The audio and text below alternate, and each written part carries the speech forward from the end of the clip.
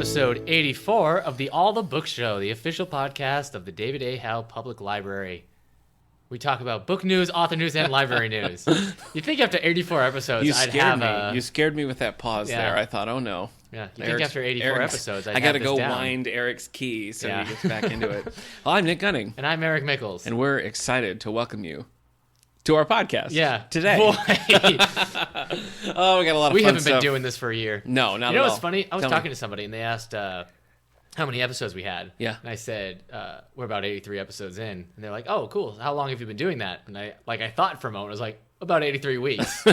So that works out. But you could not tell from the way this first 30 seconds have gone. No. It seems like this is the pilot. Yeah. A pilot that's not being shopped around. No. But that's okay. That's all right. We got a lot to get into today. We've pulled some exciting books for a little feature we like to call the Sexy New Book Club. Yeah. So we're coming up on that later. But I want to mention something exciting that's happening here in the library this week. What?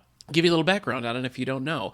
We're welcoming a very special guest, Miss Julia Spencer Fleming. Oh, right. Noted award-winning best-selling author of the Claire Ferguson Mysteries. Yeah. 8 books so far.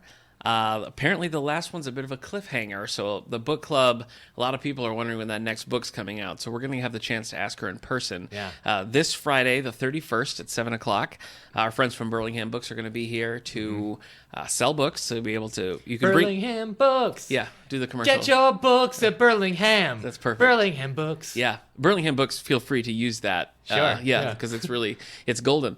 But you're welcome to bring your own book to have her signed if you want to purchase one. They'll be there to do that.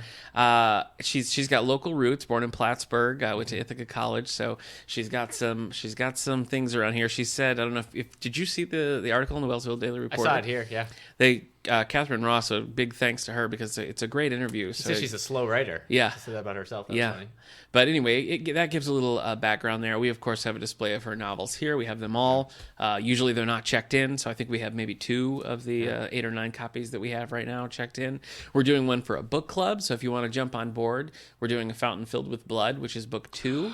We're going to meet on that after she's already gone. A fountain filled with what? You can read it, talk to her, and then join us for the book club because we'd love to have you. But that is coming up on Friday, so don't miss it. Tell your friends. Right. Bring your friends. Okay. Bring strangers. All right. I mean, safety first, but sure.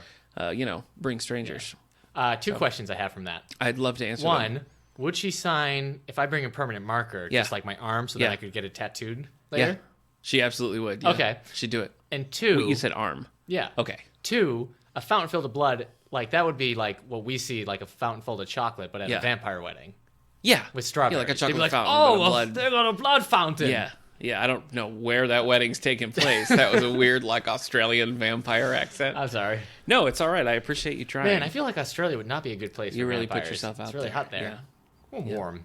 I haven't been. You know, while we're talking about fun things, vampires and visiting having authors, weddings. no, visiting authors. Okay. I do want to mention too that Donica Kelly, poet who was longlisted for the 2016 National Book Award, is doing a reading here next month for Poetry Month. So that's going to be April 25th. April is Poetry Month, absolutely. I know the Wellsville group is having a poetry slam the Thursday before that on the 20th, I believe. I should go. And then we're doing the reading afterwards. So anyway, her recent collection, Bestiary, is the one that was long listed. So we have a copy here and a couple others in the system. Do you think I could bring my Dungeons and Dragons bestiary? Yeah, I think she would. Yeah? I think she'd sign it. So anyway, Julia Spencer Fleming, Friday the 31st. Donica Kelly for Poetry Month, April 25th. Both at 7 o'clock. Hope you'll join us for both. So a lot of good stuff happening here at the old Howe. Yeah. How about you? What have you been reading, Eric? Ooh, that was rough. We'll fix it in editing. Sure. All right, so I read one graphic novel. Wow. It was Suicide Squad Volume 1. I read that. Yeah, you did. It's fine. It's kind of I'm tired of first volume of series. It's the same thing because they never have any real substance to them. Yeah. Because they just have to introduce everything. Yeah. But as somebody who's read a bunch of Suicide Squad comics and Secret Six series and the Villains Unite, I've been reading some of these characters for a while now. Mm-hmm. I'm getting tired of having to be reintroduced to them. Yeah. Every other month. Well, it feels like. I think I liked it because last week I'd said that I'd never read Suicide Squad before, which I thought was true. But according to Goodreads, I read Volume 1 of the New 52 series. Kicked into the teeth. So, who knows? But I liked it because there was Zod. I didn't really... Yeah, the Zod was an odd choice. That doesn't make any sense I don't have anything attached to these characters, so I thought it was just kind of a fun team The way book. their Superman-level villain was having a hard time fighting... Like Harley Quinn. Yeah, Harley Quinn and Killer Croc. I was like, who thought of this fight? Yeah. So I didn't love it. I'll keep reading it because I obviously keep reading Suicide Squad comics even when they're bad. Yeah, yes, you do. So, but we have a lot of Suicide Squad in the collection, including the novelization, including the soundtrack, and we have the score now too, because they continue to be popular. So we're continuing to fill the collection out with things. So check it out. So you read Suicide Squad Volume 1? Yes, and I've been reading Rendezvous with Rama. Oh. Rendezvous is a funny word to look at because it's rendezvous. Yeah. Vus. Yeah, this is a book podcast after all, so it's good to bring that high level stuff. Okay, I'm just saying, like, I see it, and it took me a while. I'm like, what is this called? Oh, it's Rendezvous. Rendezvous. Like, Rendezvous. Yeah.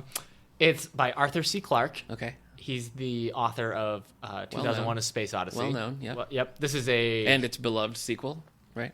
2000. What's the second one? 2012 is it? I don't know. 2012. Yeah. It's a Hugo winner, this one.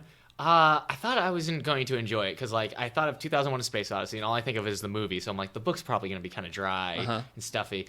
But this book, it reads like a modern, like, sci-fi thriller. Like, the chapters are short; they go by pretty quick. It kind of is Crichton-y in its okay. And some of it. I mean, it's a lot more in depth than sometimes. Well, it sounds like you have a rendezvous with good reading, then. Yeah. Okay. Sure do. So it's about this giant spherical ship that's passing Earth. Yeah. And we get inside it, and it's like completely empty. That's the Death Star that you're talking about. It's empty. Yeah.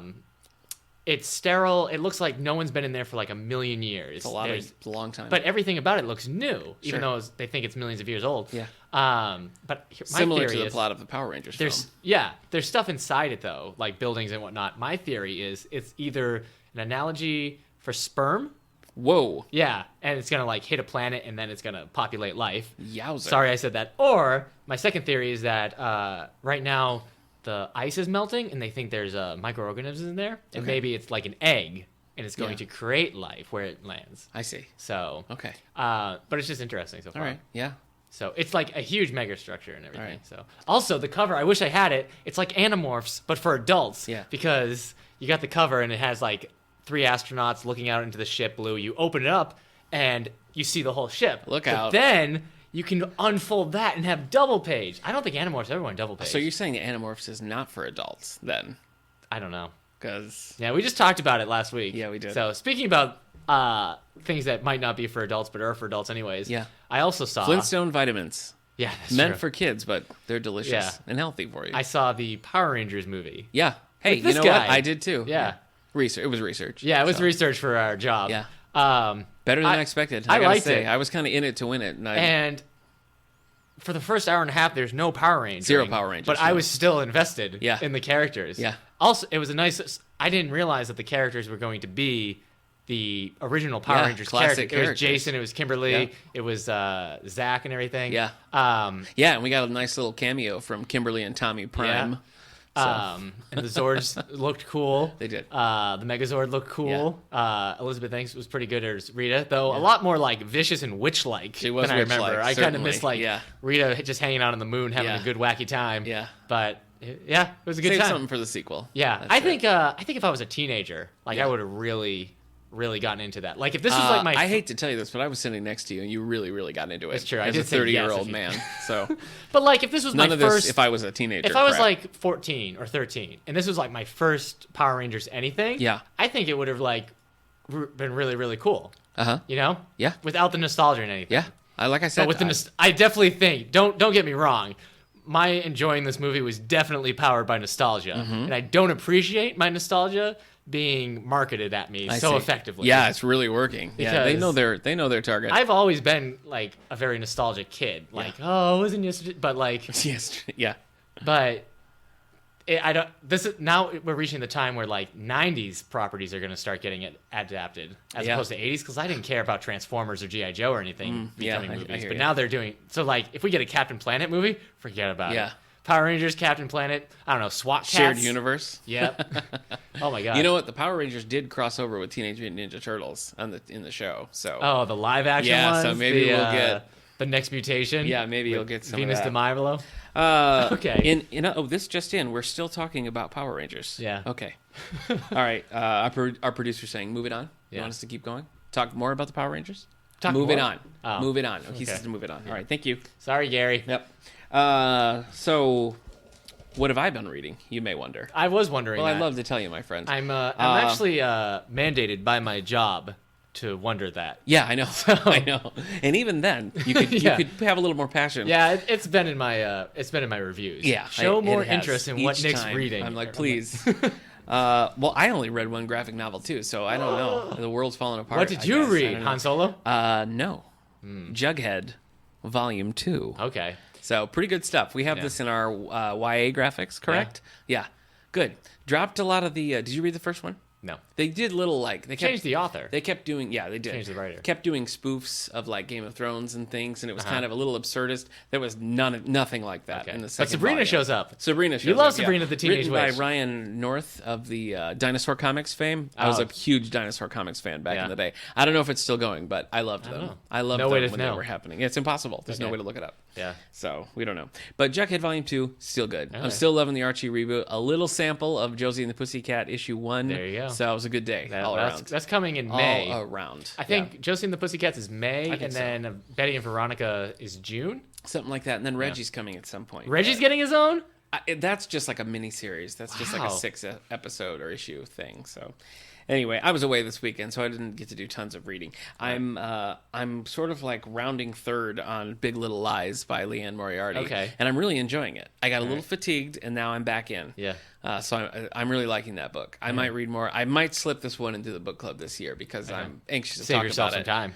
Well, sure, yeah, but I would like to talk about it, and I'll just take advantage of my power in that way. And I mean, the HBO show will have been. That's right. If it's next year, it will be on DVD. Show. Yeah. It's only I think it's only like 7 or 8 episodes. Yeah, well, it's got some star power in it, and Shailene Woodley. So, wow. Anyway, she turned down the TV show of Allegiant. Yeah. Yeah, that's great. Whatever they're calling it. Yep. That's going to run for years. Probably. The Allegiant TV show? Certainly. She said, I could have this constant paycheck. It's going to be the next 9 Lives of Chloe King. So. I don't. Oh, that was adapted from a YA novel. Okay. Lasted 1 season. Do you remember on ABC Family? Do you remember 100 Good Deeds of Eddie McDowell on Nickelodeon? No, the boy who gets turned into a dog? I don't. And he has to do 100 good deeds to be turned into a human? Nope. I think it ended with him still a dog. Ooh. Because he got canceled. Wow. So he never got that 100 deeds. Too bad. So I imagine he died at the age of 9. Man, I would love to just break with tradition and do an episode just on unresolved cliffhangers. Who brought Lois and Clark that baby? That's what I want to know. Right, sure. I've never gotten over that. Yeah, is it Mon-El? That's neither. It could be. Yeah, that's neither here. Is it Connor Kent? It might be. It might be. Wait, did Lex Luthor bring him the baby? No, they just the 90s Lois and Clark ends with them coming down, finding a baby wrapped in a Superman cape, and they're like, end. And then ABC renewed it for another season, so they felt they were safe. And then ABC was like, and they canceled it after they'd already renewed it. So, all right. What's cool. That, Gary? I'm still angry at ABC. Stop talking about Lois and Clark. What? All right, Gary. Did he? Yeah, Gary. He said we're talking too much about Lois and Clark. Sorry. Gary, I think you should read my contract again. That's right. Yeah. I can talk about Lois and Clark whenever I want, for as long as I want. I'll talk to your manager. Oh, no. Classic. Boy, we haven't brought that up in a long time. For those of you who don't know, I signed with Eric. Yeah, I'm Nick's manager. Eric's my manager. But to keep things even, Nick is my manager. Yeah. So we get into some pretty heated contract renewals. Forget about it. Forget about it. We're both so eager. It's rough to because the only way table. to get a raise is to take money from the other from the other person. Yeah. So I guess we should have known. I'm a hot front. Nick's a cold front. Yeah. And when we get into contract negotiations, it's just a hurricane, baby. Yeah. You never know. You never know what's gonna happen. But it's nice to have someone who cares about me looking out for me. No problem, man. I've got your back. Thank you, and I have yours. Thanks. So what's that, Gary? This is stupid. Stop talking about it. Okay. Well, Gary's harsh. Somebody who's been silent for 84 really episodes. He's really getting on our case. Not really understanding what's contract negotiation. Yeah, sure. So Eric and I co-manage Gary. So again, it's a real kettle of fish. Yeah. So, what else have I been reading? Well, hold on. I'm currently reading Batman Superman Volume 2. Yep. Game over. Okay. So, you said kettle of fish. Yeah. During the Power Rangers movie. Yeah. Rita Repulsa said, "Look at all of you Rangers tied up like fish." Tied up like fish. And we're both like, why would you tie up a fish? Like, how do you tie up fish? Yeah, hold still, you. I was like, you mean like in a net? Well, then they're not tied up. Yeah. They're in a net. Tied up like fish. Yeah. So, I don't know, maybe... She could have said, like, caught like fish. Yeah. But she didn't. She said tied up like fish. Maybe they were like, that wasn't the line. Just go, hurry. Yeah. Why not, roll. Trapped in my web? Like flies. Like flies. Yeah. Sure. Yeah. Well, they were on like a fishing boat, I think. Anyway. Gary, we know. Oh, sorry. Yeah. We vocally talked to the other people in the theater saying, what does that mean to be tied up like a fish? Nobody knows. No more Power Rangers. You're What's right. next? You're reading Batman, Superman. Yep. Game over. That's it. Watched a couple movies over the weekend, though. Okay. Watched The Good Dinosaur. Not impressed. Oh. Watched The Hollers. Not impressed. It was fine. Okay. It was good. What about you? Any new movies? Yeah, I watched The Power Rangers. Yeah, I know. We talked about that. Gary. All right. Okay. All right. Moving on. What's the next thing we do? If we talk about book news. That's true. We've been doing this for 84 episodes, man. Take it away. Okay. These are the books that are coming out March 28th, 2017. Yes. We got The Black Book by James Patterson and David Ellis. Mm-hmm. It's called Black Book. Yeah. 3 bodies in a beautiful and luxurious bedroom. Luxurious. Sounds like a party. Let's see how it goes. Maybe you mean luxurious. Bill Harney was born to be a cop, the son of Chicago's chief of detective, whose twin sister is also on the force. Isn't that a Bruce Springsteen song? Billy plays it by the book. Alongside Detective Kate Fenton, Billy's adrenaline junkie partner. There's nothing he wouldn't sacrifice for his job. Wait, hold on. So one of them is really by the book, but one's kind of like a wild card. Yeah, sure. Huh. Enter Amy Latini, a hard-charging assistant state attorney, hell-bent on making a name for herself, who suspects Billy isn't the cop he claims to be. They're about to be linked by more than their careers. Wow, Black Book, am I right? Chicago has never been situation. More dangerous. Really? I'm pretty sure Chicago is pretty dangerous for Chicago. A long time. For Chicago, that's just a Tuesday. Yeah. I don't know what they're like, oh, wait, it's just this one cop, and there's just some issues right. between him and his partner. Oh, yeah. Oh, Chicago, calm down. If nobody's threatening to bring down City Hall, then it's an okay day. Our apologies to Chicago. The people of Chicago. Yeah.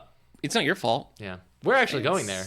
That's true. In a month, 2 months. Oh, wow. In a month-ish. Yeah. To see Hamilton. Hamilton. On Chicago. You know what, though?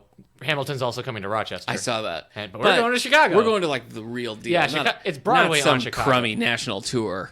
Just kidding. I like national tours. We just made enemies in Chicago and Rochester. Yeah, to the cast of national tours, my humblest I saw Joseph apologies. in the Technicolor Dreamcoat as a national tour. I saw it was really Grease. Good. The national tour. All right, here's a book before we make any more enemies. It Happens All the Time by Amy Hatvany. Amber Bryant and Tyler Hicks have been best friends since they were teenagers. Taylor Hicks? Tyler Hicks. Of American Idol fame? Tyler Hicks. Tyler Hicks. They've been best friends since they were teenagers, Nick. Trusting and depending on each other through some of the darkest periods of their young lives. And while Amber has always felt their relationship is strictly platonic, Tyler has long harbored the secret desire that they might one day become more than friends. The premises of these books, I don't know how they come up with these. But guess what? Returning home for the summer after college graduation, Amber begins spending more time with Tyler than she has in years. Despite the fact that Amber is engaged to her college sweetheart, a flirtation begins to grow between them. Oh, no. One night, Tyler. fueled by alcohol and concerns about whether she's getting married too young, Amber kisses Tyler. No, she doesn't. What happens next will change them forever. Oh, what happens? It Happens All the Time. By Amy. Yeah, you're going to have to read it now. Oh, my gosh. What's the title of this book? It Happens All the Time. Oh, okay. All right, Richard Nixon. It's a good title. Yeah. Yeah. Richard Nixon. Could you do this as Richard Nixon, please? Okay, Richard Nixon, The Life by John A. Farrell. Yeah. Brilliantly researched. Yeah. Authoritatively crafted. Say phlebitis. Phlebitis. Good. No, by a prize-winning biographer, lively on the page. This is Nixon. Greatest. We've been waiting for. Now, I don't know if we need another Nixon book after Nixon Carver. Nixon Carver, folks. Yeah. If you haven't had the delight of an imaginary beach time stroll, beach time? That's episode 5, I It's believe. early on in the podcast. We cover a Lonely Hearts book about an imaginary friendship between short story author Raymond Carver and our disgraced former president, Richard Milhouse Nixon. You probably didn't need to add the disgraced. You probably didn't need that. You're like, short story author. You could have just said former president. That's true. Former President Richard Milhouse Nixon. It's too late. You said the disgrace thing. Yeah, well. That's another enemy you've made. Gerald Ford pardoned him, so we can't do anything about it. That's true. Yeah. Boy, the Ford. Nobody liked Gerald Ford. Stop. Sorry. He's always falling downstairs. No, that's Chevy Chase. No, but that's based on a real thing. I know, but Gerald Ford was a klutz. And the only one never elected president or vice president. Disgraced president, faux president. Back to back. Okay. All right. Do you have anything you want to say? Before that, it was Lyndon Johnson. Yeah. Do you have anything you want to say to, like maybe California?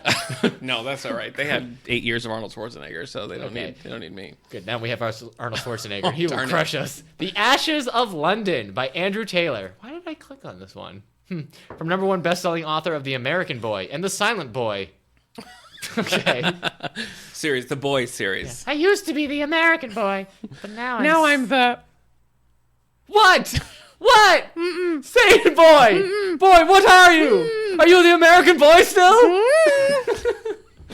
right, well, this is the first of an exciting new series. So he's done with the Boy series. Oh, boy. He's now... a duology. You don't see that often. Yeah, Boyology. A Boyology. Okay. Yeah. You know what?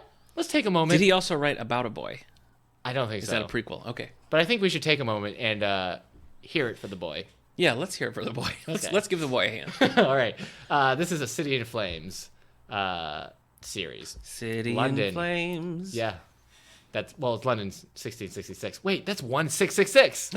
That's almost the devil's number if you take out one of the sixes. Scary year. What? If you take out one of the sixes. No, that's not. Oh. Yeah, it's the number of the beast. No. Yeah, 166. No. Yeah. No, that's someone's area code. Oh, it's upside down. 991. No. Oh. It's all right. We'll discuss it later. Okay. Well, that's almost 911. That is, yeah. Okay. That's a number for the police. The Cubs Way: The Zen of Building the Best Team in Baseball and Breaking the Curse by Tommy Verducci. Did you watch the game? I don't remember talking to you about it. No. I watched it in a bar. Yeah. Wow. But then there was a rain. It was rained out for a little bit, so me and my friend went back to the hotel and watched it on the TV, which wasn't as fun as the bar. No. But I can now say I watched the Cubs win the World Series in a bar. Wow. You're like the hero from a rom-com. Yeah. It's great. What? It just seems like the kind of thing they do. Yeah. Just like swigging some beers. Yeah, it happens all the time. Watching the Cubs. Yeah.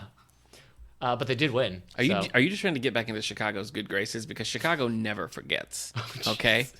We're All Wonders by R.J. A little arrogant. Palacio. Okay. It's the unforgettable bestseller Wonder. It's inspired a national movement to choose kind. Oh. So now parents and educators can introduce the importance of choosing kind to younger readers with this gorgeous picture book. So I think this is technically a... children's book. like a charity. No, nonfiction. Nonfiction. Yes, this is nonfiction. Hey, I like that top. Thank you. You chose kind. I chose kind. Wait, why would you have to choose? Why wouldn't you just say you like my shirt? Well, Do you not like my shirt? No, I do. I chose kind. All right. You've seen Wonder, right? No. It's blue. It's got the boy with the black hair. I've seen the book. I haven't read it. Yeah. The movie comes out with Julia Roberts in November. I think the same day as Justice League. She looks nothing like that little boy. Well, I think she's playing somebody else. Oh, okay. So maybe. All right. The Woman in the The Women in the Castle. A novel by Jessica Shattuck. Shattuck? I'm so glad that's recorded. I'm going to make that be my ringtone. Shattuck. 3 women haunted by the past and the secrets they hold. That's kind of like your book you're reading right now. Yeah. Big Little Lies. Big Little Lies. Yeah. It's set at the end of World War II. Oh, no. Yeah. When a young Richard Milhouse Nixon... Is that... Come. Is he not? All right. Is he not figuring? I don't think so. Oh. We have a young adult book, too. This one's on our way in our collection. It's Strange the Dreamer by Laini Taylor. Strange. It's a new epic fantasy by National Book Award finalist and New York Times bestselling author Laini Taylor of the Daughter in Smoke and Bone trilogy. So the dream chooses the dreamer, not the other way around. Yeah, absolutely. Absolutely. That's true. I had a Power Rangers dream last night. I didn't choose it. I would have. Yeah. But I didn't. You didn't have to. It happened to me. Yeah, it chose you. Yeah. Okay. Is that all you got? Yeah, geez. Good. Well, you can rush right out and get those in a store near you. But I wouldn't suggest buying. I would suggest coming to your local library, checking them out. Preferably the economy will take care of itself. Again, preferably we want you to come to our library. Yes, but if you can't, go to your own library. You're in Buffalo. Yeah. You can make the drive. Yeah. You're in Chicago. That's nothing. You can also make the drive. Chicago's what, 8 hours? Something like that. Yeah. Probably more like 10. Yeah. But so if you're angry at us, it's not worth the drive. No, definitely But if you want to check something definitely book out, then make a trip of it. Yeah, why not? Make a day. Come on out. All right, so you can pick those up anytime now. These you have to wait for. Good things come to those who wait. And so our advance notices, not always. Yeah. Sometimes crap still happens. Yeah, and sometimes good things happen right away. That's true. Like you just don't even expect it. You know what? You just wake up one day and you're like, wait a second. Yeah. I just won $1 million. Yeah. I wasn't waiting for that. Yeah. Though I suppose $1 million you've been waiting for your whole life. It's true. Think about the taxes, though. Whew. Oh, yeah. Don't even get me started. Yeah. Plus, these days, people like sneak into your house and kill you for that, like, that ticket. Is that true? Yeah, Powerball What is winner. this, Chicago? Like somebody... Sorry. Oh. let's end there. Is that really a thing? Yeah, somebody broke into like the Mega Millions winner house to try to like steal either their money or their ticket. Like that would work. Steal their like pet tigers? Yeah, so they killed the person. It's just crazy because it's like... You don't then get the money. Right, you don't get it. Like, no, I've killed the winner. Yeah. I get what I kill. I've earned it in trial by combat. Yeah, I mean, there's merit there. True, they were sleeping. That's not the word, yeah. Well, it's a game of wits, and you've outmatched your sleeping opponent. All right, this is what's coming out in May. All right, so you got this on May 9th. I have this on my shelf right over there. What is it? I got a preview copy of Dennis Lehane's new novel, Since We Fell, a novel. Since We Fell follows Rachel Childs, a former journalist who, after an on-air mental breakdown, now lives as a virtual shut-in. In all other respects, however, she enjoys an ideal life with an ideal husband until a chance encounter on a rainy afternoon causes that ideal life to fray. As does Rachel's marriage, as does Rachel herself, sucked into a conspiracy thick with deception, violence, and possibly madness. Rachel must find the strength within herself to conquer unimaginable fears and mind-altering truths.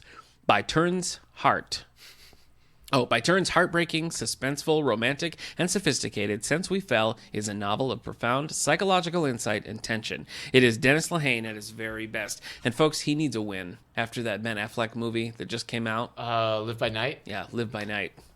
Yeah. Did you see that one? No, I didn't. Okay. I would like to someday. But I haven't seen it yet. Nobody saw it. No, I don't think anyone did. Yeah. Hello, darkness, my old friend. Also new, coming out in May. This is by Stephen Hunter. I've not read Stephen Hunter. No, that's not true. I read some Stephen Hunter. I have. A long time ago. He wrote I, Ripper. Yes, he did. There you go. G-Man. This is book number 10 in the Bob Lee Swagger. Yes, I read an early Bob Lee Swagger novel quite a while back. Wasn't super impressed, but this is book 10, so people are liking it. I wasn't thrilled by I, Ripper. From best-selling author and Pulitzer Prize winner Stephen Hunter. Really won the Pulitzer Prize. So what do we know? Give him a break. Again. The latest episode in his Swagger family saga, replete with Hunter's wicked suspense, vivid gunfights, and historical truths. Yeah. I don't need a vivid gunfight. Yeah. It's not going to help me. 16th Seduction. Ooh. Number 16, if you hadn't guessed, in the Women's Murder Club. That's James Patterson. By James Patterson and a frequent collaborator, Maxine Pietro. I have not enjoyed any Maxine Pietro collaboration that I've read. So I don't want to point any fingers. I don't want to point any fingers. I didn't need to hear it today. I gotta say though, I love this cover. It's a great cover. Okay. I might consider reading it based on the cover alone. You know what's another good cover? Heroes by the Wallflowers. Really? It's a pretty good cover of David Bowie's Heroes. Of David Bowie's, sure. If the main cover's like a lady's eye, that's not good. There's a pretty good cover of Stand By Me in Power Rangers. Okay. Yeah, that's true. When the night... All right. The alternate cover of the 16th Seduction, though, it's got a nice, like, it looks like a little city map, cracked blue background, white letters. It's cool. Is it Green Day, though? Because I don't listen to Green Day. It's not, no. Okay. Large print. Okay. Now, you may recognize the phrasing of this title. Okay. But it's not from our friend McCall Smith. Okay. The number 2 Feline Detective Agency. A heady bagshot mystery. This is coming to you in May. Is this a parody title? Large This has to be parody. print. Prepare to be besotted with the number 2 Feline Detective Agency, the first book in a new series that turns the traditional British cozy on its head and features feline crime solvers. In a haze of catnip and pastry, Hetty steers the fur-crossed case to its conclusion. But will she get there before the body count rises and the pies sell out? All right. Here's what I want to know. I want to know, is there a cat cop who maybe has gone too deep in undercover and is now addicted to catnip? Yeah. Like he's just in the bathroom and he's like, oh, I just need it. This is crazy. I feel like I need to read this whole thing. Yeah. Hetty Bagshot has bitten off more than any cat could chew. As soon as she launches her number 2 Feline Detective Agency, she's bucketed into a case. Furcross, home for slightly older cats, has a nasty spate of body snatching, and 3 of the residents have been stolen from their graves. Hetty and her sidekick Tilly get out to reveal the terrible truth. Is Nurse McGodden involved in a deadly game? Has the haberdashery department of Melkin and Sprinkle become a mortuary? And what flavor will Betty Butter's Pie of the Week be? Yeah, I gotta know. I mean, I gotta say, the audience this is aimed at is gonna gobble this up quicker than these cats could gobble Betty Butter's Pie of the Week. That's true. Yeah. That's how fast that this. Listen, Patches, you've been on the line too long. Yeah. Give me your badge. Yeah. Meow. Here it is. You're a loose cannon, Patches. You either get declawed or you get out. Looks like I'm getting out. Wow, book club. I see a book club. Yeah. In your future. Yep. Well, what's hot this week, Eric? What's on the New York Times bestseller list? Well, we've got, let's see. So this is a new lawyer series about cats that go to court. Okay. It's called Cat Court. Cat Court. Yeah. So it's good. Yeah. It's good. I think it's funny, though, because the prosecutor... It's simple because it tells you what it is. Yeah. The cats are always the defendants, but the prosecutor, get this, is a beagle. So they've just automatically got that antagonism. I love it. Yeah. I love it. Can the judge be like a buzzard? Yeah. Okay. Yeah. Sit up there. Because he already looks like he's wearing the robe. Yeah. It's perfect. I like it. Yeah. Thank you. All right. My client... I can't do it. How could my client have scratched the wall if he doesn't have claws? Oh. Yeah. The big reveals, I think, is really the strength of Yep. All right. I can't do any more cat series. I know, yeah. All right. So we've got number 10, Silence Fallen by Patricia Briggs. This is about vampire badgers. Is it? No, it's just vampire humans. Okay. Number 9, Exit West. This is about lovers in a city overwhelmed with violence escape through a mysterious door. This is the one about... Snagglepuss. No. Last week you did the Snagglepuss impressions, and I told you it was about refugees and immigrants. Right. And you rescinded it. I regretted the Snagglepuss and then you joke. did it again. I didn't. I asked a question. Okay, so number 9, Exit West. Number 8, A Gentleman in Moscow. A gentleman in Moscow, even. Sure, there you go. About town. Yeah. Number 7, Lincoln in the Bardo by George Saunders. Mm-hmm. This is about if Abraham Lincoln was a cat. Yeah, he's a cat. And he's a cat, and everybody's a cat. Everyone's a cat. Civil Wars, cats and dogs. Yeah. So. Number 6, new this week, Without Warning.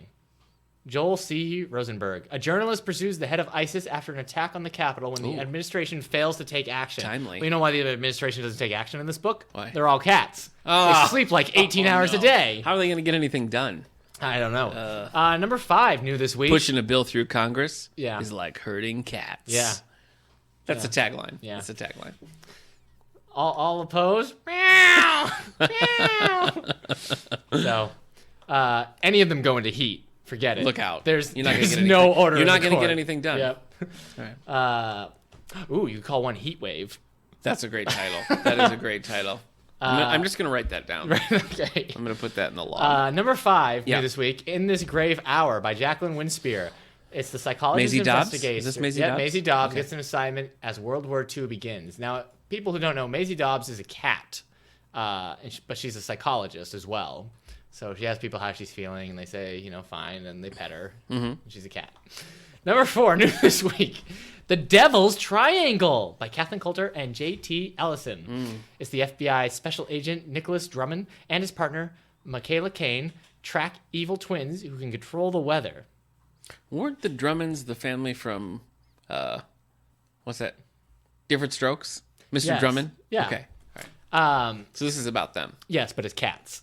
Oh, that's great. Yeah. Yeah. Number 3, Norse Mythology Whiskers by Neil Gaiman. Drummond. This is the retelling of Norse folklore if all the Norse gods were cats. Yeah. Yeah. Okay, I'd read that, though. Yeah, I would too. Okay. Yeah. Little cat with a little hammer. Yeah, his hammer's called Meowner. I love Meowner. Yeah. That's pretty good, Thank you. Loki's very playful. We're not going to top that. We're not going to top it. So. Number 2, Dangerous Games by Danielle Steele. A television correspondent investigates damning allegations against the Vice President of the United States. Is he a cat? Yeah. Yes. The Vice President is the cat, is what we find out. You know what Danielle Steele does to unwind in between writing books? Write books. She writes another. Yeah, she writes a book. Yep. Yeah. Oh, what a long day of writing books. I shall now turn to my hobby to unwind. Chapter 1. He was a cat. All right, number 1, new this week, The Cutthroat by Clive Cussler and Justin Scott. In 1911, searching for a young actress. Who are these people? Who is buying these Clive Cusslers in droves to take it all the way to the top of the number? I don't understand. I think you might want to read this. If you're not walking through an airport terminal and grabbing a Clive Cussler book off of a spindle, I don't know. Yeah. I don't know who you are. So, searching for a young actress. But you can let us know at All the Book Show on Twitter. Who's disappeared. The detective Isaac Bell discovers a serial cat killer. Oh no. Yeah, no, just a serial killer. Okay. Who is a cat? So this is Isaac Hayes. Yep. Shaft. Isaac Hayes. Shaft. Looking for the killer of Danielle Steele's cat. Yes. Wow. Yeah. So it's weird. I didn't realize that cat fiction was becoming so popular. Yeah, it's its own bestseller list. It's like paranormal romance. It's just. Oh yeah. It's tooth and nail. It's clawed its way to this position has, of a subgenre. So yeah. Yeah. Old ball of yarn. Yep. Rolled its way down the stairs. Absolutely. Cats followed it with it. Yep. Absolutely. So that's it for the New York Times. Yeah. What was the number 1 again? Cutthroat. Clive Cussler. Yeah. Okay. All right. We'll see if you're still there next week. And it's Clive Cussler, but not like his adventure series. It's like his mobster series, right? I don't understand. Yeah. I don't understand. If no one ever gets in a mine car, I don't understand what this book is. Yeah. I don't understand. A mine car, like driving down a volcano. Yeah. Like, how are we going to get down this volcano? It's erupting. Yeah. Get in the mine car. Right. You're driving down the mine car. The mine car's filled with Nazi gold. Yeah, that's the only way. You can't steer a mine car. No, of course you can't steer a mine car. So you're like scared, but maybe every now and then, you can adjust the rails. Right. So you're like, which way do we go? Right. No! Well, you have experimental rockets that you stole from the Swiss. Yeah. And you stick it right on, and the mine car filled with Nazi gold. Yeah. You burst all the way out, and you come out the face of the Great Sphinx. But here's what I'm worried about. Yes. The hero. Yeah. He's teamed up with his woman, and she lost her husband years ago. Really? Will she ever love again? I don't think so. Well, he's certainly too rough and gruff. Yeah. To open himself up like that. Yeah. For love. Yeah. So what if at the end of that minecart thing? Yeah. It crashes and they make it, and because they're going down to the ocean because that's where they're going to be safer. Yeah. They land and now they're just on the beach. Oh no. They're just on the beach. Yeah. They're safe. Yeah. Bad guys defeated. Volcano's not a problem. Yeah. They've got all that Nazi gold. What if? And a lot of time. You know what? A lot of time to kill. I wish to withdraw my comment. Okay. Number 1. That's the number 1 book right there. Yeah, of course, the one that is number 1 is about mobsters. Yeah. Yep. So I think so. Okay. Well, it's time. Are you ready? Are you ready to debut? Hold on. Okay. Yeah, we have a new segment. We don't have a new segment. It's not a new segment. It's a segment that we do regularly, but we need a little style. We need a little panache to get this thing going. Hold on. So I gotta finish it though. Okay. That's good. This has never worked for me. Yeah. To just play something and hope the microphone gets it. Yeah. So suspense is building. Yeah. Let's do it. We've got a new segment. Let's see if you got a new theme. Oh yeah.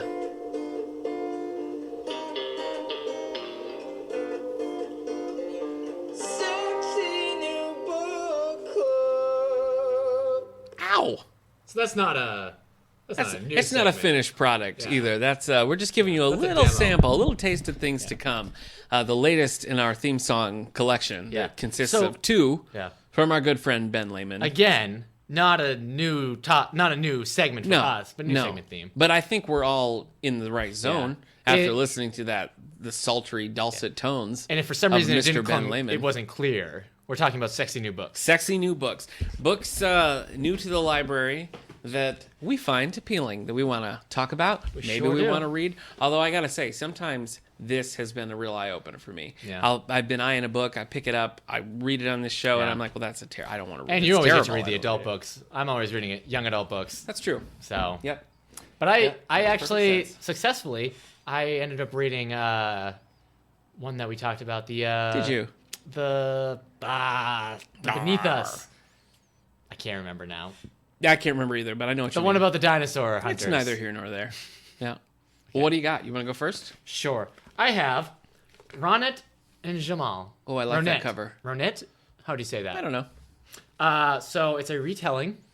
This is by Pamela L. Laskin. It's a retelling of, can you guess? Romeo and Juliet. Yes, I remember. We talked about this when it came out. It's a story. Let's see. Jacqueline Woodson.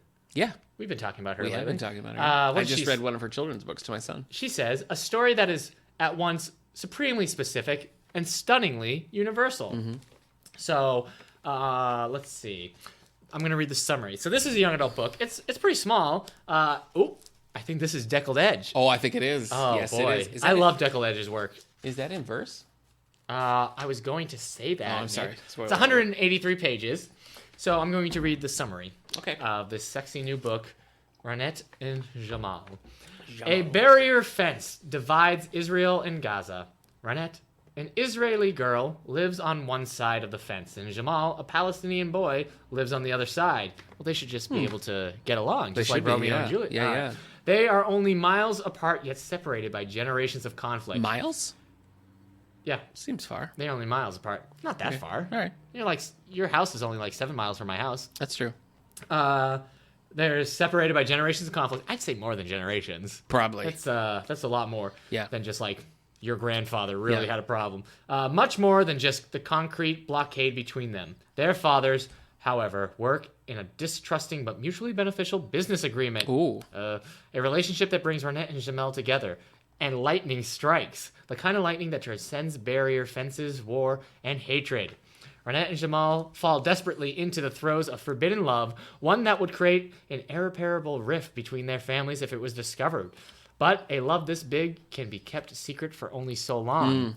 And soon, the teenage lovers must face the fateful choice to save their lives or their loves, as it may not be possible to save both. Well, it sounds like it's heading for a happy ending, though. Well, with spare, vivid, and transformative language, Pamela L. Laskin delivers a novel in verse, Nick. Oh, in verse. It's in verse. That captures the timeless Shakespearean love story with a modern and essentially perspective as two teens try to rise above the war-torn world. King Lear. No. Romeo and Juliet. No, I know. But it's based on the King Lear play by William Shakespeare, I think. No, this is Romeo and Juliet. It said the timeless Shakespeare classics. I'm pretty sure they mean Nope. King Lear, Here, possibly. I'll read the first poem. Okay. It's very short. Okay. It's on page 6. Yes. This is Ronette. Okay, Ronette. Who's the Israeli girl. Okay, so she's the King Lear. Keep in mind, I can't read poetry as it should be read. You're not great. You're not great at reading just standard. I go with him to work, my Abba. Okay. It's summer. Abba. Heat. A leech. An ulcer. Papa has pills, elixirs, to heal the sick, the wounded. First stop, Mohammed in East Jerusalem. Damn good doctor, he tells me. Oh, he has a son. Don't look at him. And now I'll read... Right there.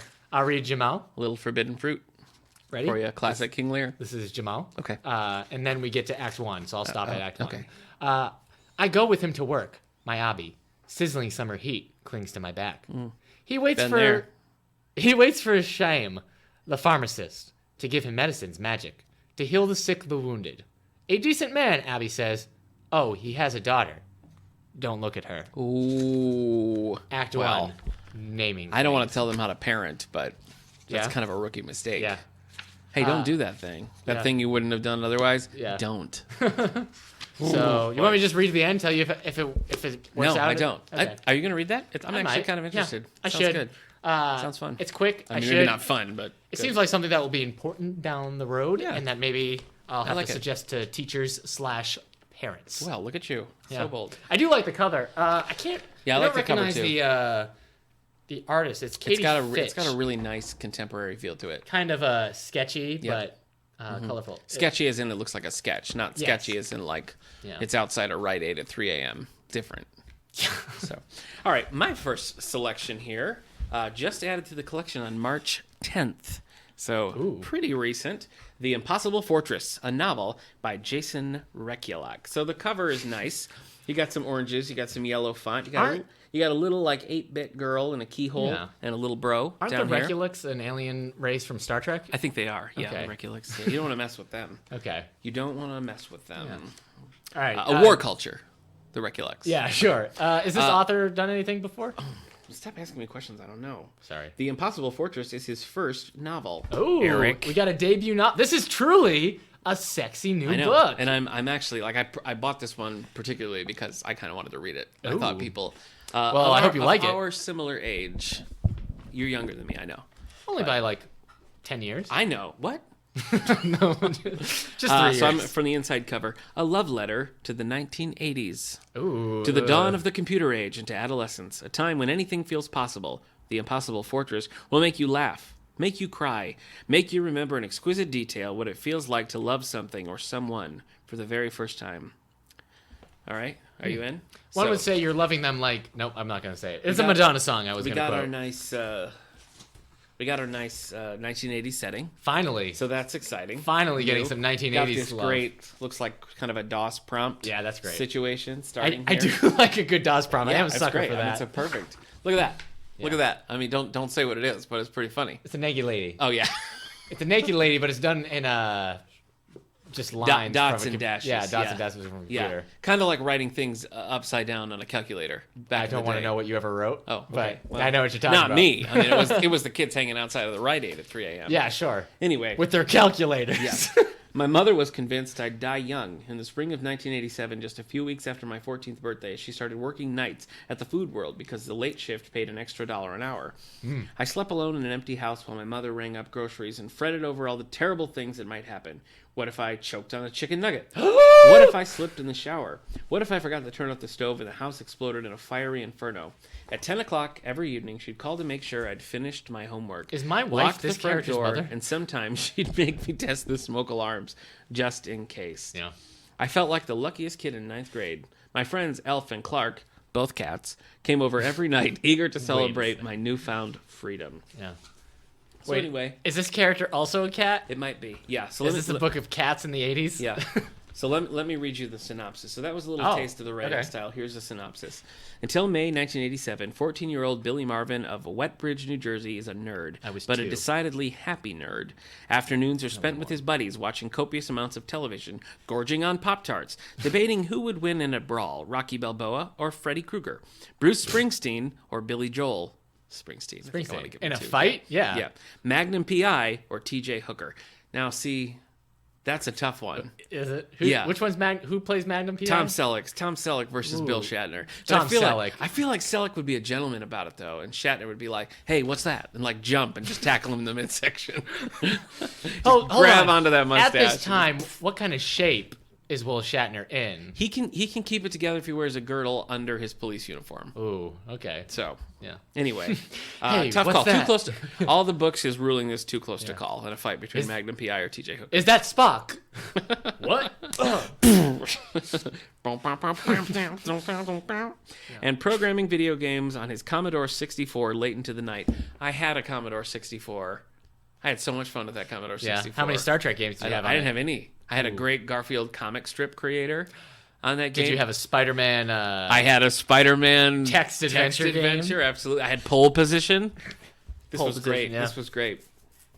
Late into the night, then Playboy magazine publishes photos of Wheel of Fortune hostess Vanna White. Billy meets expert programmer. Did that Mary really happen in Zelinsky, '87? And everything changes.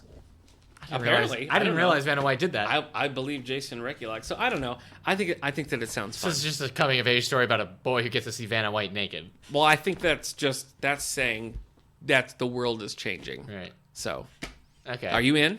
No. You're not going I to read. don't. Maybe. Okay. I do like the 80s. All right. Yeah. What I if think it's it'd be a more? lot of fun. Okay. It would be. It's a naughty story if it is this way. Yeah. But what if he's just trying to get his hands on the copy Oh yeah. of that Vanna White print? Yeah. It's possible. He's I don't like- think so. Yeah, he can't because he can't buy it I at don't a think so. 14-year-old boy. No, he can't. He can't. So, No. Well, well, it sounds like a nut. Yeah. It says part love story, part coming-of-age tale, and part heist picture. Yeah. The Impossible Fortress is an endlessly clever novel about friendship, heartache, and computers. He's got to go to that Rite Aid to steal a all copy. rendered with the bright colors and buoyant spirit of Q*bert for the Commodore 64. Boy.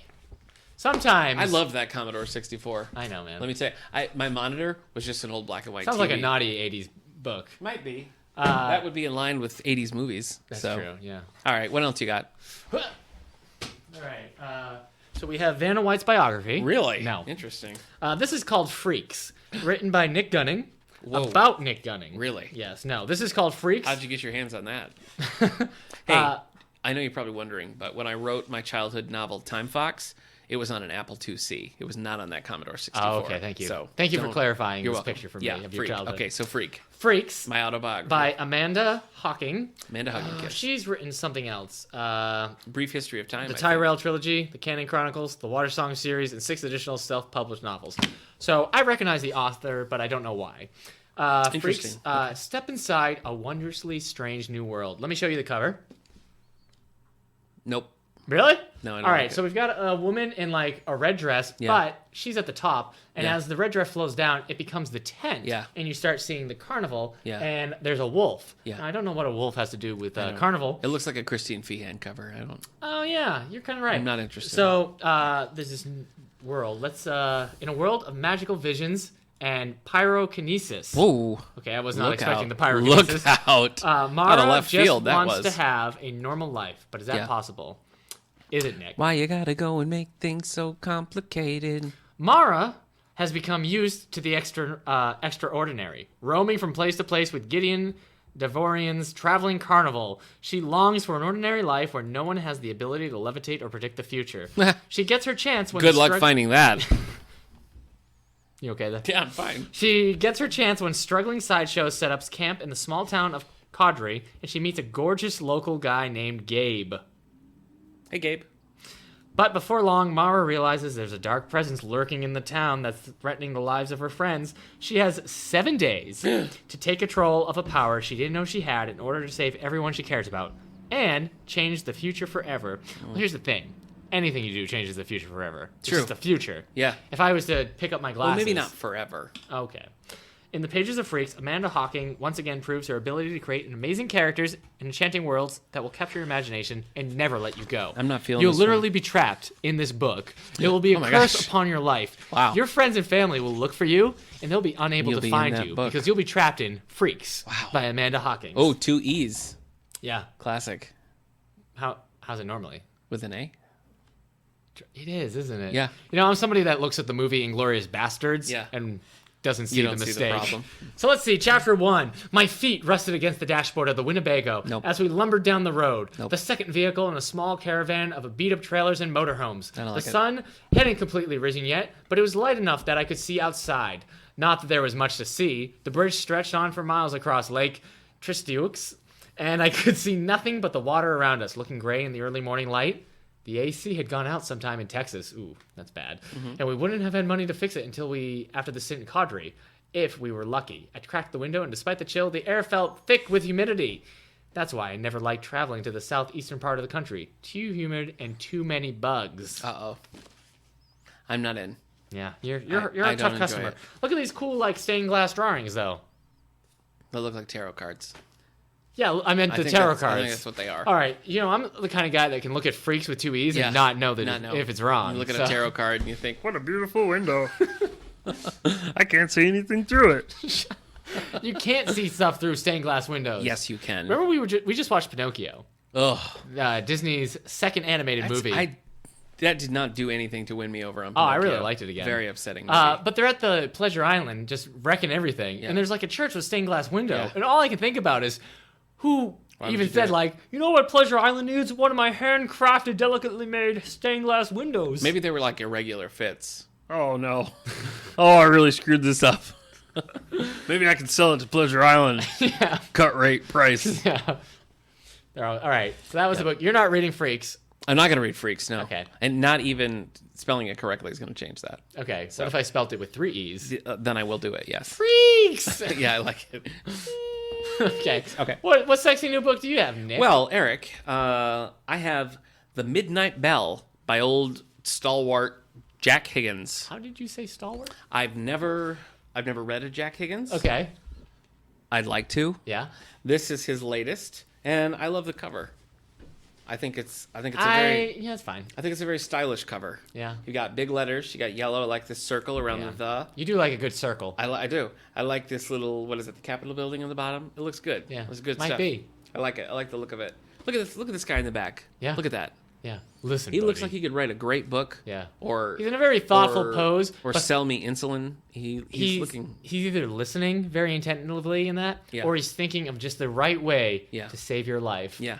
He kind of looks like he's meeting you for the first time, and and he just found out that you're living unmarried with his daughter. Oh my gosh! Doesn't that look at that face? Yeah. So you mean to tell me? Listen, Jack. Sorry. So, well, the Associated Press says when it comes to thriller writers, one name stands above the crowd. Michael Jackson. Yeah.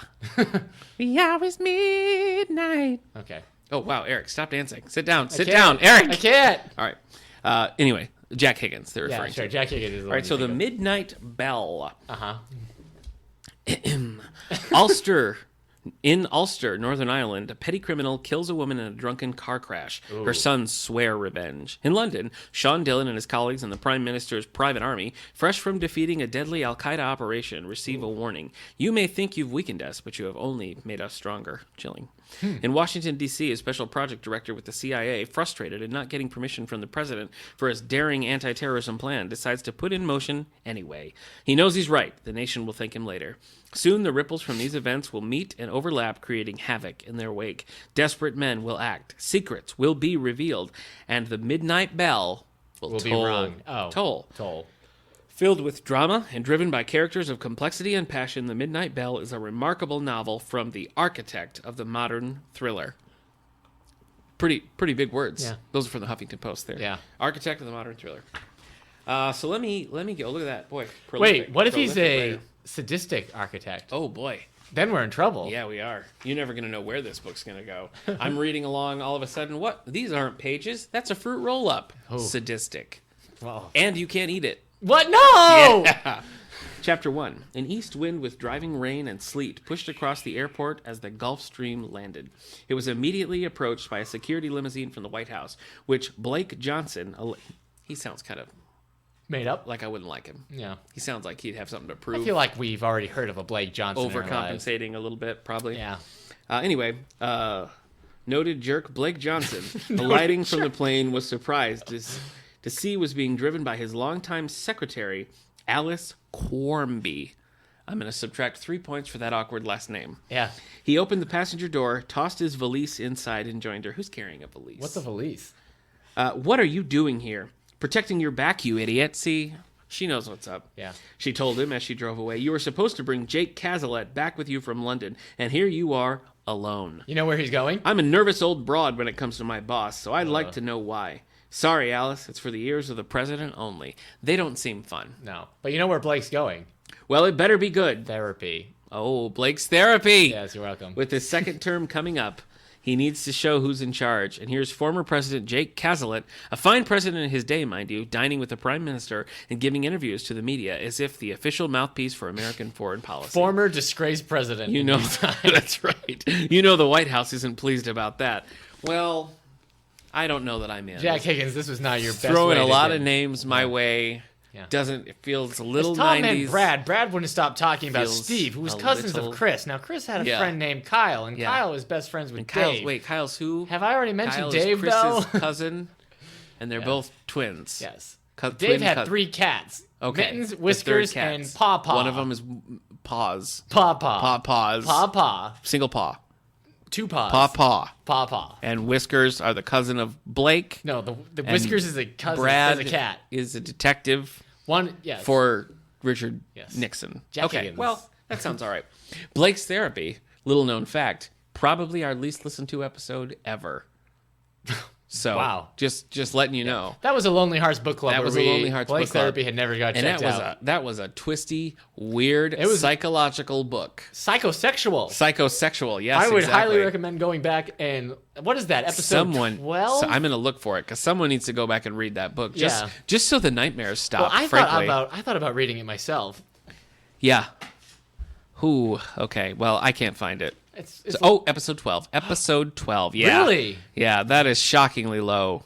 But that was after we moved to SoundCloud. Yeah, but even so, all the episodes around it, way more. Way more. So who knows? Go listen to Blake's Therapy, and while you're at it, check out Nixon Carver. Maybe everyone... Nixon Carver is a house rabbit's phlebitis, by the way. I should probably change that title episode to Nixon 5. Carver. I have all the other... Episode 5. All the other... I think that was our first Lonely Hearts book club, though. I think that's why I didn't get... No, the first was Thinning the Turkey Herd, which is called Thinning the Turkey Herd. Episode. Yeah. All right. Yep. So... Yep. Do we each want to do one more, or do we want to... Yeah, let's do it. Okay. I have this book. Ready? It's called Saving Hamlet by Molly Booth. Another King Lear take. Wow, weird. What do you think of the cover? I like it. Kind of shadowy puppet-styled hand. Yeah. But it's all in pink, like pastel pink with a skull, because it's Hamlet. I like it. Spotlight coming down, yellow. Hamlet has a crown over the A. Oh, look at that. Yeah. That's darling. Molly Booth. Let's see if she's written anything else. Let's do it. In high school, she was a stage manager for 3 different community theaters, which almost killed her. Ooh. Nope. This looks like her first book. Okay. So, let's check out the summary Let's do it.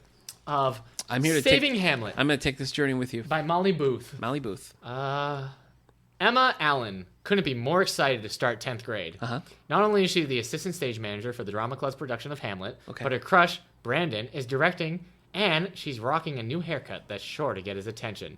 But soon after school starts, everything goes haywire.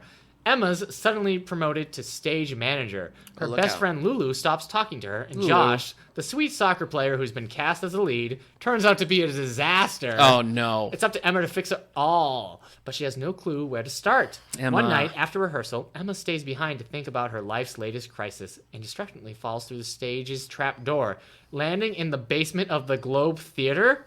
It's London, 1601, and with their awesome new pixie cut, everyone thinks Emma's a boy. Uh-oh. Even Will Shakespeare himself. No, he doesn't. Wow, this book is taking a turn. It's so Dropped weird. into the middle of the original production of Hamlet, Emma gamely plays her role as backstage assistant, jumping at the chance to experience theater history and rub shoulders with legends. I am firmly out of this. But the Globe's Hamlet has its own problems. Oh, no. And once Emma starts traveling back and forth through time, things get really confusing. I bet they would. In which reality does she belong? And can she save 2 epically tragic productions of Hamlet before time runs out? In this sweet, surprising novel full of laugh out loud hijinks, debut novelist Molly Booth will have readers on the edge of their seats, ready to stand and applaud when the curtain falls. This sounds like an episode of Back to the Future, the animated series. This sounds hilarious. It sounds terrible. This sounds great. No, it doesn't. Though I do like the line where it says rubbing shoulders with legends, because the only legend is William Shakespeare. Bill Shakespeare, It's not like people remember who played who. No, Yeah. I don't remember. I certainly don't remember. So Is thou Emma Allen? no, stop. Okay. Pro, con, you gonna read this book? You like it? You gonna put it on your list? Let's read the first page. It's very short. I have a theory that the haircut started all of this. Now you're on board. Now you're back. Yeah. It was 3 days before my sophomore year of high school started, and I remember everything. My hands shaking as I pushed open the door to the salon. Sure. The AC sending chills up and down my arms. This is the second book to make reference to the AC. Yeah. Have a seat. Someone can take you in a minute. I took a magazine and flipped through, not looking at the shiny mirror half of the room. I hadn't had a real haircut since we moved to Massachusetts. I love Massachusetts. Yeah. But with everything that happened in the last year, I desperately wanted to change. Needed a change. Yeah. We've been there. Demanded a change. Oh, I put down the magazine and pulled out the picture. Some model I found when searching online. The cut was chin length and feathery. Super cool. Super new. Super chic. Super chic. It's a miracle if it turns out like that, though, I had thought. Chic isn't even a word I say out loud. I don't like it. Yes, you do. No, I don't. You love it. I do not like it. This sounds like Riverdale if Riverdale was entertaining. Oh, just Eric, kidding. please pick up your mic. When did you turn? Were you on board until the time travel started? No. Ooh, really? I like the look of the cover, but what the cover tells me about what that book is tells me that it's not going to be a book that I would like. Okay, I thought you might have got into it if without the time travel. But I love time travel. I know, but I thought you might have got into it because you don't like Shakespeare. Well, I don't particularly like Right. Shakespeare. But you like theater. Yes, I do. So yeah. maybe if it was more about like normal theater I don't life. think so. Really? Yeah. Huh. I wrote a book about you. What? In theater. You wrote a book about No, me I in got theater? one in my head, though. Oh my gosh. Okay. Wow. I bet I'm the villain in that story. No. All right. You're actually the hero, but I had to mix a lot of personality of myself in there. Sure. Yeah. One part Nick, 20 parts Eric. Whoa, that's a lot. That's a Connor Kent situation. It is. Yeah, it is. Connor Kent being the clone of Lex Luthor and Superman. Their love child, yes. Not love child, it's a clone. Okay. My final book, I chose Ties by Domenico Starnone. Originally in Italian, translated into the language we speak. Which is? English. Okay, I just wanted to see if you But knew. here's an interesting little fact here. Translated and introduced by Jhumpa Lahiri. Who? The Namesake and other such things. Pretty well known. What? Author. Of what? The Namesake. It's okay. We don't have to talk about it.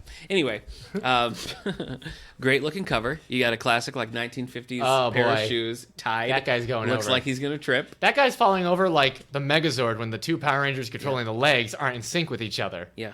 All right. Ties is the story of a marriage. Like many marriages, this one has been subject to strain, to attrition, to the burden of routine. Yet it has survived intact. Or so things appear. The rupture in Vanda and Aldo's marriage lies years in the past, but if one looks closely enough, the fissures and fault lines are evident. Their marriage is a cracked vase that may shatter at the slightest touch. Ooh. Or perhaps it's already shattered. Oh and my nobody's gosh. willing to acknowledge the Well, fact. which one is it? Who knows? All right, so I'm going to give you a little taste. So we got a nice intro by Jhumpa Lahiri, which I'm not going to read, and I'm going to start Yeah, I with skipped all the intros and Book prologues. 1, Chapter 1. In case it slipped your mind, dear sir, let me remind you, I'm your wife. I know that this once pleased you, and that now suddenly it chafes. I know you pretend that I don't exist, that I never existed, because you don't want to look bad in front of the highbrow people you frequent. I know that leading an ordinary life, having to come home in time for dinner, sleeping with me instead of with whomever you want, makes you feel like an idiot. I know you're ashamed to say, look, I was married on October 11th, 1962, at 22. I said, I do, in front of the priest in a church in the Stella neighborhood, and I did it for love. Nothing forced me into it. Look, I have certain responsibilities, and if you people don't know what it means to have responsibilities, you're petty. I know, believe me, I know. But whether you like it or not, the fact remains, I'm your wife, and you're my husband. We've been married for 12 years in October, and we have 2 children, Sandro, born in 1965, and Anna, born in 1969. Do I need to show you their birth certificates to shake some sense into you? Enough. Sorry, I'm going overboard.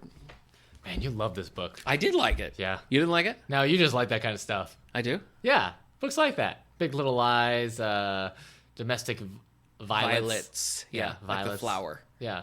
Like the flower. Yes. Okay. Anyway, I'm interested. I'm interested in the book by itself. I'm extra interested that someone like Jhumpa Lahiri translated it. Who is that? Because I just want to know, like, what that brings to it. It's interesting. It's an interesting thing to do. So all of these, my 3 are available in the new fiction section, right in the foyer, right when you walk in the door, right to the left. Eric's, are they all in the new books? In the YA section? Yeah. All right. The new YA. Back in the YA corner, got a lovely display case there. It's more than a corner, man. All available. It's a zone. A zone. I shouldn't have said it. It's a kid's zone. Yeah. Now, keep in mind, though, you're probably looking for a kid's zone apostrophe S. Yeah. That is incorrect. Yeah. It's kid Z zone. So the Z works for both the kids and the zone. Yeah. One word. Yeah. Rammed together And the like E that. is actually here a at 3. the David A. Howe Library, we never use an S where a Z will work. No way. Never. No way. Yeah. Never. So, Yep. It's our policy. Yeah.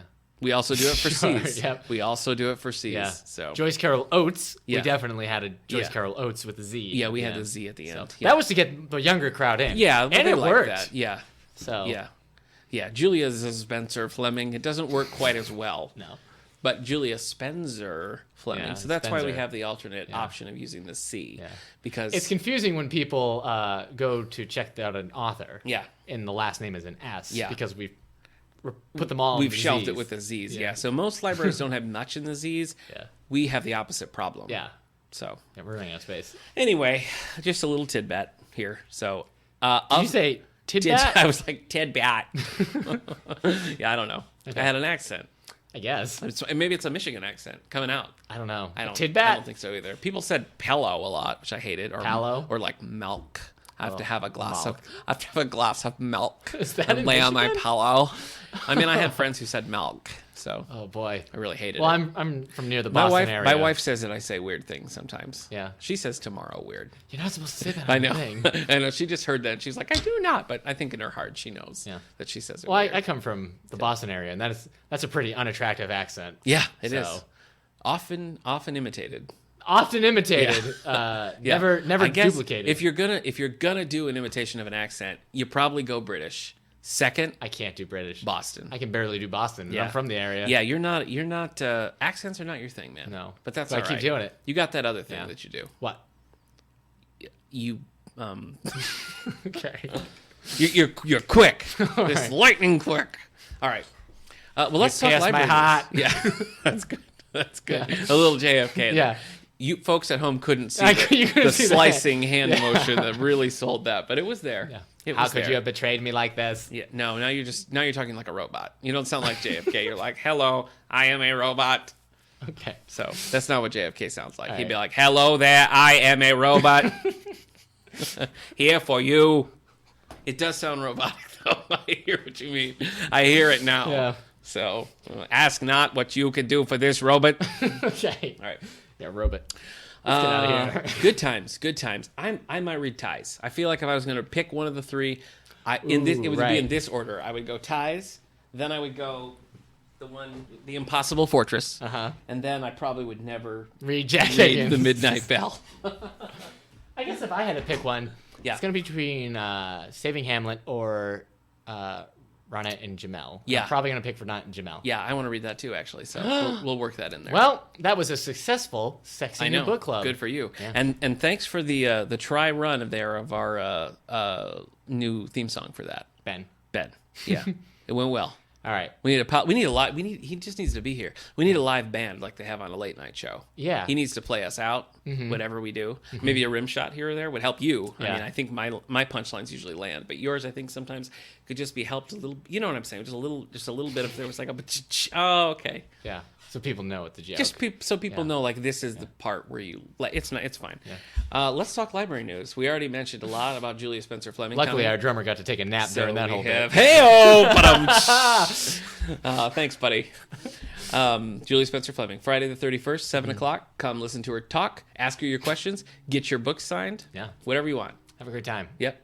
Yeah, we have it for the hour, so Yeah. like, whatever. She'll sing you a song. No, just don't. kidding. She probably won't do that. We're showing the bucket list for our senior movie this year. That's Finally. the 28th at 2 You know o'clock. what? Coming to the library to see the movie The Bucket List Yeah. with Jack Nicholson and Morgan Freeman Yeah. is on my bucket list. Wow. Yeah. Bucket list. That's Yeah. great. Scratch Cross bucket that right, list yep. right off the bucket Yeah. list. So that's great. Saturday. I Bucket guess, list? Quitting this podcast and going solo. See ya. No. How low is it on the list? It's actually really high. Tell me some things that you have to do before you get to that one, and I'll know whether or not to panic. See the bucket list in the library Oh, that's tomorrow. and then go solo. That's it. Yeah. Oh boy. Okay. All right. No. Man. No, that's a reference to an off-air bit where I learned that I'm the John Lennon of this group. Yeah. Yeah, you I are. think you're saying that because I'm Congratulations. emotional and I'm hard to deal with. No. Oh, okay. No. You're saying that because I'm talented. Yeah. Yeah, I'm Yeah. talented. Yeah. You bring out the best in me. I'm just too artistic for my own Yeah. good, and maybe the group's good. I mean, I guess that I guess that makes me the. Ringo, No, I don't. I think the other one. George Harrison. No. Okay. Nope. I'm John Lennon, and you're George Harrison. No, sir. No. Oh, you think you're George Martin? Nope. Well, he's the fifth Beatle. People don't usually count Okay. him. All right. Could bring it back into the group. Peter Townsend. No. Now we're that's talking the about the Who. That's the Who. Yeah. One more time. Dave Chappelle. Darn it. I'm John Lennon, and you're shock jock comedian Dave Chappelle. I'll take Mike Nesmith from the Monkees, but I think we know that we're talking about Sir Paul McCartney. Sir Paul McCartney. Sir Paul McCartney. Yeah. Brave knight of the Queen's Army. Who has a new album coming out sometime this year. I'm very excited about it. What about John Lennon? Dead. This Saturday, April 1st, we have our third annual Easter egg hunt. Partnership with the Wellsville Rotary Club. Okay. Bring your kids at 10 o'clock up to age 8. Yeah. We're going to have a craft. We're going to have cookies. Ooh. We're going to have eggs hidden in the front lawn. Then we're going to show the movie Storks. Yeah. at 11 o'clock or so down in the auditorium. So I hope you join us for that. And we want to give a special thanks to our pals at the Wellsville Rotary for sponsoring this. They also purchased free books to give away to everyone who participates. Yeah, so how great is that? Literacy is high on Rotary's lists of causes. A book so for it's every really child. great. Yeah. Thank you. A child for every buck. Yep. Eric will be dressed as a robot. That was my JFK. Oh, sorry. I don't know. What do you have coming up? Let's see. Well, we're still prepping for the teen photo show because I guess it's less than a month now is when we receive photos. Yeah. So we got that, and that's going to be in the not the auditorium, the exhibition room. Yeah. We've got Anime Club 5:30 every Wednesday. Actually, it's pretty exciting because the spring season is happening for simulcast anime. So we're going to start season 2 of Attack on Titan, My Hero Academia, and we've got and we've been watching Dragon Ball Super. Yeah. So it's just an exciting time of new seasons. It is new exciting episodes. time. Oh, and Boruto, which is the sequel series. Naruto. This is the new generation about Naruto's generation's kids. Oh, Boruto. You know it's different than Naruto because there's a B. It starts with a B. Yeah. I thought it was a pronunciation thing. No. I thought I'd been saying it wrong for years. Yeah, like the N is pronounced with a B. All the kids are like, whenever I say I'd it. like to check out Naruto. That's why they're always chuckling. That's Naruto's weird. done, and so now Boruto's the new season. You just drop a bomb like that on me without any preparation? Sorry, man. Wow, that's hard to hear. Okay. Well, thank you for the news. I should mention, I left my cell phone in a Starbucks. A faithful All the Books listener You leave. picked it up Yeah. for me, Ooh. now holding it hostage. Yeah. One of his demands is that I make a certain claim. Yeah. So in order to get my cell phone back, listener, I hope you're out there. I love Ender's Game. But do you? Tune in to episode 85 to find out. We'll see you then.